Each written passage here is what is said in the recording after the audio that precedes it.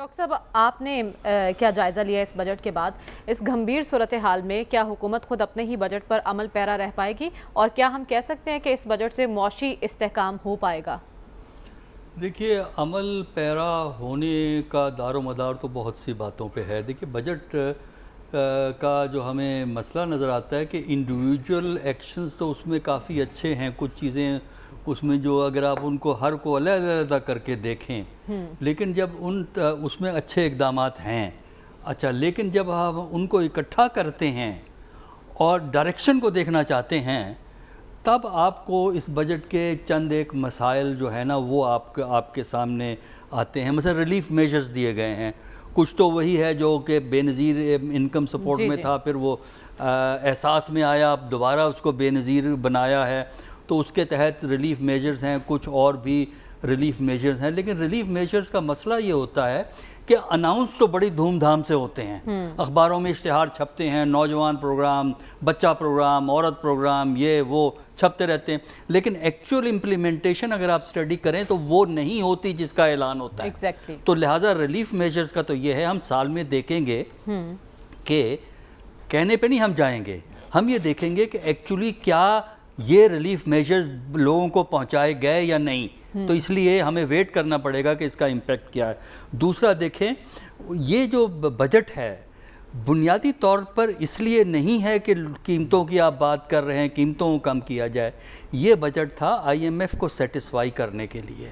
I am F کو satisfy کرنا اس لیے ضروری ہے کہ آپ کو پیسہ چاہیے، 1 بلین سے اوپر جو آئی ایم ایف دے گا وہ چاہیے، اور اس کی وجہ سے جتنے بھی اقدامات ہوئے ہیں آئی ایم ایف کی منظوری سے ہوئے ہیں، کچھ چیزوں میں انہوں نے آگے پیچھے کیا ہے، اور کل بھی حکومت پاکستان کے اور آئی ایم ایف کے رابطے تھے، یعنی جب وہ اکنامک سروے دیا جا رہا تھا اس دن وہ رابطے موجود تھے۔ لہٰذا یہ بجٹ سیٹسفیکشن ان کے لیے ہے، یہ عام آدمی کے لیے نہیں ہے۔ عام آدمی کے لیے کتنا سیٹسفیکٹری ہے یہ بجٹ؟ ایک منٹ، دو تین باتیں میں کر لوں، پھر اگلے پوائنٹ پہ آؤں گا۔ دیکھیے، اس بجٹ میں اگر آپ اس کی یہ دیکھیں نا، انکم ایکسپینڈیچر، اس بجٹ کے اندر جو ایکسپینڈیچر دیا گیا ہے وہ پاکستان کے ڈومیسٹک سورسز سے پورا نہیں ہو سکتا۔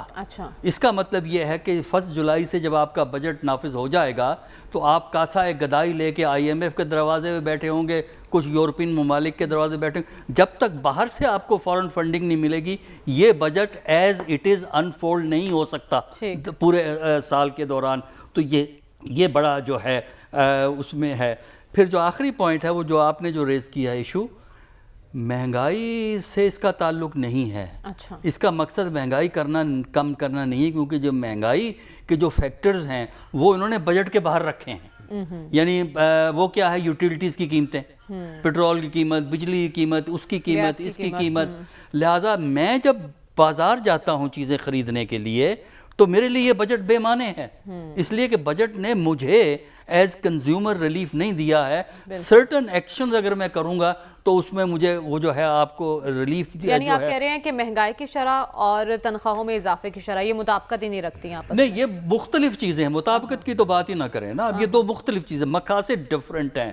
دیکھیے، اس میں ہوتا یہ ہے کہ جو اس کے اندر جو آپ کو قیمتوں کا جو ریلیف دیا گیا 15% جو ہے، وہ جو تنخواہیں بڑھی ہیں وہ ہر سال ہم 10% دیتے ہیں، 10-10 کا ریشو ہے، اس دفعہ 10 اور 5 اور 10 پہلے پینشن میں دیا جا چکا ہے، تو 15-15 کا ایک ریشو ہے، تو اس سے ایک ریلیف تو تھوڑا سا برائے نام سا ہو جاتا ہے۔ لیکن اصل جو چیلنج ہے آپ کو کہ عام آدمی کو اکنامک ریلیف کب دیں گے، وہ اس بجٹ میں ہمیں کہیں بھی جو ہے وہ نظر نہیں آتا، نہ ہی اس کا تعلق ہے۔ باقی انڈیویجول چیزیں اچھی ہیں، وہ اگرچہ تفصیل میں آپ کے پاس ٹائم نہیں ہوگا، ورنہ میں اور چیزیں بریز کر سکتا ہوں۔ پینشن بڑھ گئی ہے؟ نہیں، پینشن سے فرق نہیں پڑتا۔ دیکھیے، وہ یہ ایک روٹین کا پروسیجر ہے۔